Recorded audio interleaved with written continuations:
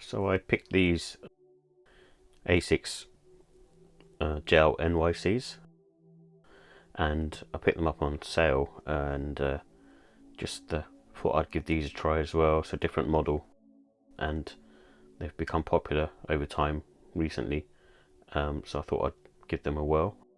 Grabbed these ones on sale for £85, and usually they kind of retail, I think, for like 160 £165, which I think is a bit too much, but I'll double check the price on that.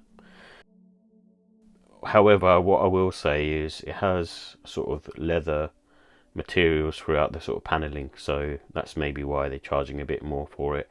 And obviously it has more gel cushioning, so it's got some on the forefoot and also on the heel side, so similar to, I guess, the New Balances.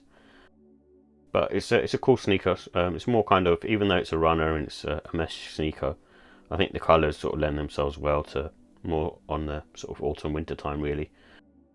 And it's a slightly more sort of chunkier shoe when you look at it aesthetically compared to some of the other runners that are out there. And also the sole just feels a bit sort of thicker and sort of more robust. So I think it's a cool looking shoe. Comparing it to sort of the HAL 1130s that I have, and also the 2160s, they look a bit different and a bit more unique, a bit more, like I said, chunkier.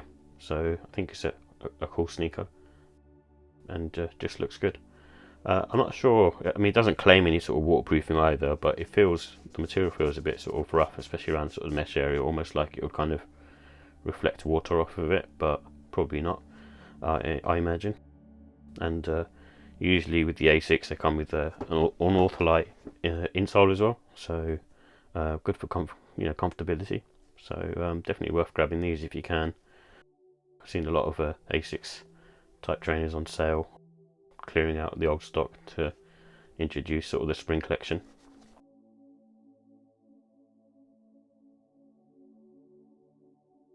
So here are the details with the ASICS GEL-NYC Dark Sepia. It comes in a dark sepia and clay canyon colorway, so I'm assuming the clay canyon is supposed to be the really dark brown black colorway. And it has gel cushioning in the heel and forefoot with an EVA midsole. So I like the fact that they've got kind of the gel cushioning in both parts of the foot, the forefoot and the heel, and it feels really nice. And I think, as far as I can see, it's made up of sort of mainly sort of synthetic materials, and I feel the mesh kind of material is more of a ripstop material, so it's probably better for kind of the sort of colder weathers as well, I think. And the other panels around the sort of toe box area and around the sort of the mudguard is basically, I think, is kind of a leather, or it feels like a leather. I'm not sure if it's synthetic, but it does feel like a leather. And the price was £145. So in terms of the comfort and sizing, I feel that it has a softer sort of medium sole, and the reason for that is mainly because of the gel on the forefoot and in the heel. It just feels really nice on feet, and it gives you just a lot of support and give as well. So it's just a cool trainer, and I think it has sort of good arch support as well. So the trainer itself, obviously being a runner, it's got good support in that respect. But I wouldn't say it's probably slightly less than a 1130 and a Kayano 14. And with these, because it's got kind of this ripstop material, I don't think there's no really sort of wear in time really. So, and they fit quite sort of true to size in my opinion as well. So they have a slightly sort of wider silhouette in my opinion as well. So they're sort of comfortable, and I think they've got good traction as well. It's a standard sort of ASICS thing really. I don't think you're going to have any issues with that. And in terms of the look and style, it's got dark colours. That's kind of what attracted me to this particular pair. It's something that I can kind of wear during the more sort of autumn winter months, and because of the ripstop material, so it has a kind of an aggressive look as well in my opinion. So it feels very much like an ASICS runner. However, it just feels just a bit more sort of brutish really. And like I mentioned, you can kind of wear them sort of all seasons. So with this particular pair, because of the colorway and the material, then it's not going to be waterproof, but I feel like it's kind of going to protect you enough. And it's just for those kind of days where, even though it's cold outside, you kind of want to wear something a little bit lighter, which is what this is.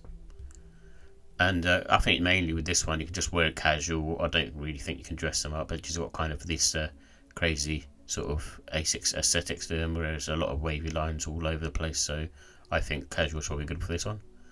And it comes with black laces anyway, but obviously brown. I think sale would work really well as well, as an example. So my final thoughts, I like the fact that it's got kind of this neutral comfort. It's very similar to the New Balance 1906R, but you've got that kind of extra sort of plush cushioning in the forefoot as well. And I like the fact that it's lightweight, even though it feels like an aggressive sneaker and slightly more weightier, it's actually not on foot. And the pricing as well, I think the pricing is on the better side because it's got kind of the technology in terms of having, like I said, gel in the forefoot and the heel. So usually that's sort of reserved for sort of more expensive models. So in terms of the cons, it's just mainly the cost. It's, in my opinion, I think the cost is slightly too high at 145. I think probably around sort of the 120 mark because of the tech that's being used.